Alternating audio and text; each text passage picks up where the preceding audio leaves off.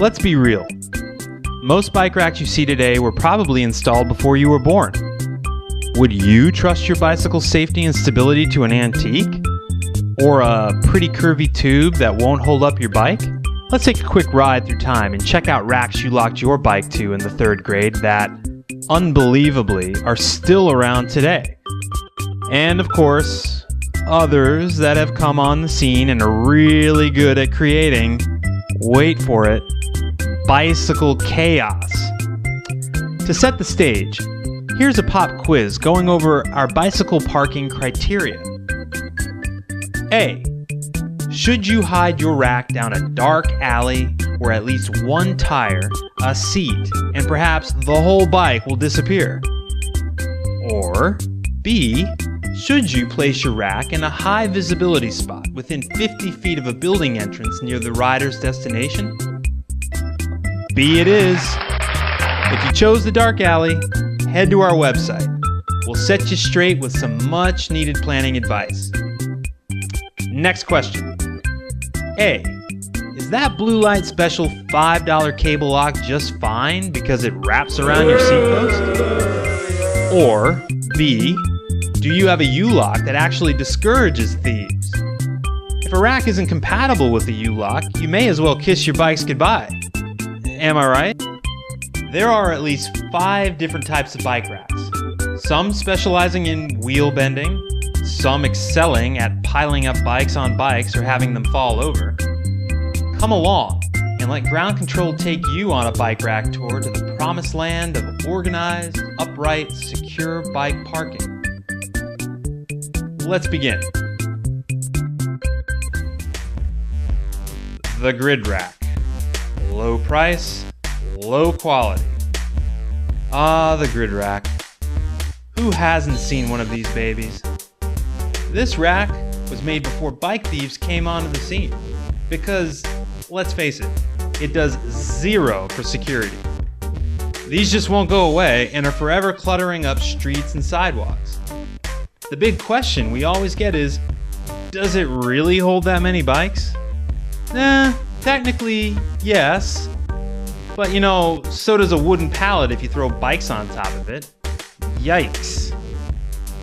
On a serious note, Grid racks should only be used in monitored areas like bike shops, supervised play areas, and indoors. These are not recommended in commercial applications.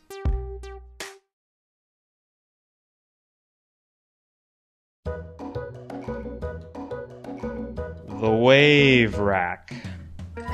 Just don't. Onto the Wave Rack. We call this one the architect's dream. That is, for architects who have never parked a bike to one. The Wave Rack looks good and streamlined when it's empty, but it becomes a bike's worst nightmare as soon as riders try to use it. First off, if part of the rack is bent or cut, which easily happens with this material and design, you have to replace the entire 8 to 10 bike rack, not just the damaged area. That's really not cost efficient.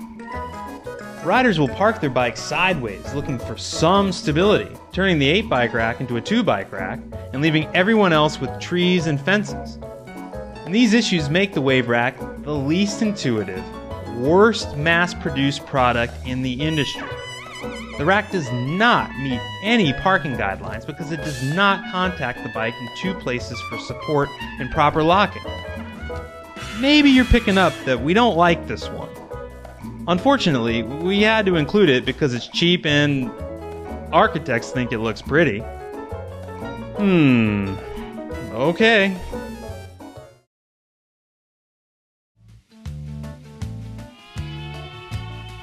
Pole and ornamental racks.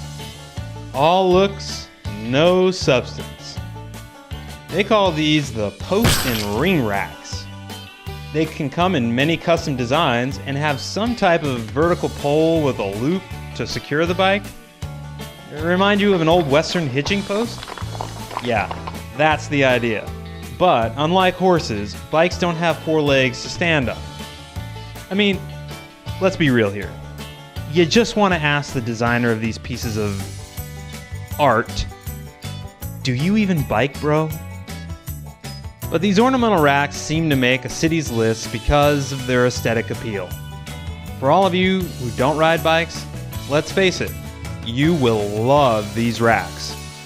For all of you that do ride bikes, this would not be your choice. We know.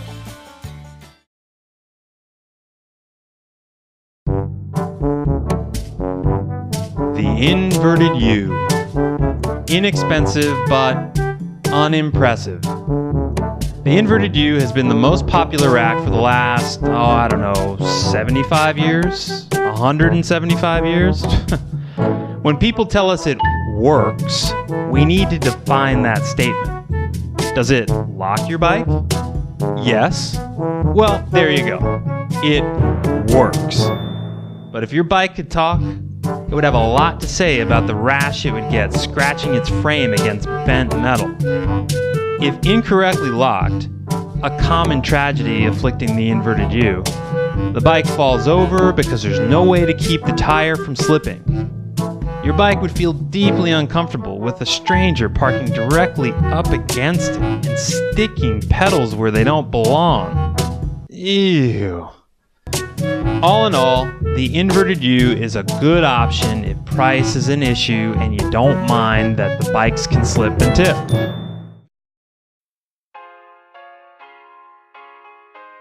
Okay, we had some fun talking about the substandard parking options out there. Now let's get a little serious for those who care about the user experience. The bike dock. Well, the bike dock is where the market is headed, and fast. The bike dock is the smartphone of the bike parking industry. The smart guards enable U-locks to attach to the frame and wheel for high security, and are coated to prevent metal-to-metal contact, keeping your bike happy and damage-free. The bike dock provides 3 points of contact for stability and security. The elevated wheel troughs keep it clean by making it easy to remove debris and prevent rusting caused by corrosion. Previous racks failed without controlling handlebar and wheel positioning. The angled troughs offset bike handlebars, allowing a stable fit for multiple bikes. Bikes can be parked front or rear facing, even with big tires and baskets. A single bike dock has 4 configuration options.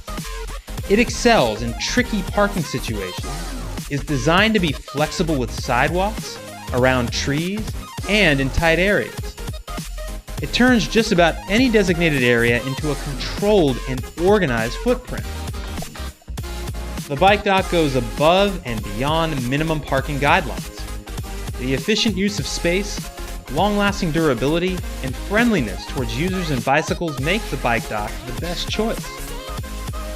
Well, that was fun. Visit groundcontrolsystems.com for more about choosing the parking system that is right for your project.